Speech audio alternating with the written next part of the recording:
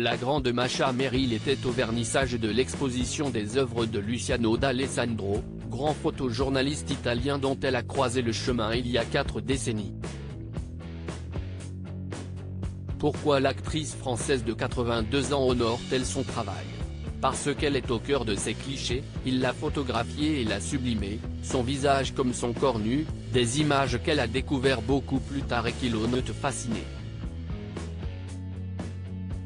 De cette rencontre, la comédienne a rédigé un livre qui vient de sortir, L'homme de Naples, édition de l'Archipel, une histoire d'amour passionné avec ce photographe italien, dont elle n'avait jamais parlé auparavant.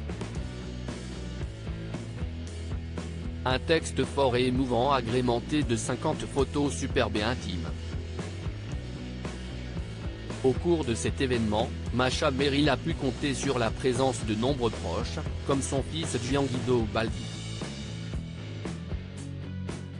Son père n'est autre que le réalisateur et producteur de cinéma italien que l'actrice a épousé en 1969 et avec lequel elle s'était installée à Rome, tournant dans plusieurs films italiens.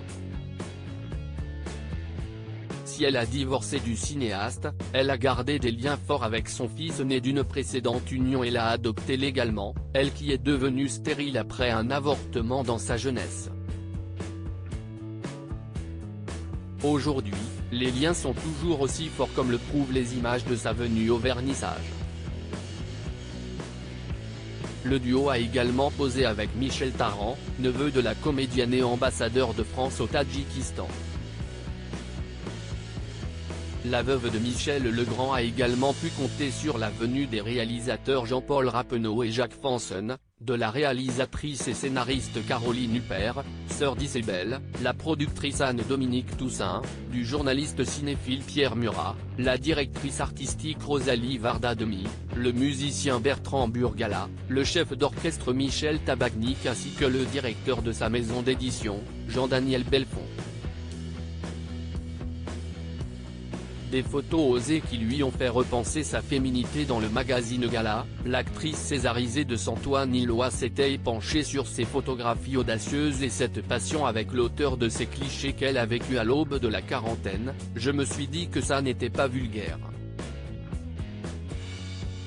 J'ai toujours considéré mon corps comme mal foutu, mais de façon harmonieuse. À mon époque, je n'ai pas correspondu au canon de beauté qui célébrait les lianes élancées. J'ai des formes. Ces nus ne sont pas là gratuitement, ils viennent raconter une rencontre à Naples, au début des années 80, avec un homme qui m'a aidé au moment où j'ai repensé ma féminité.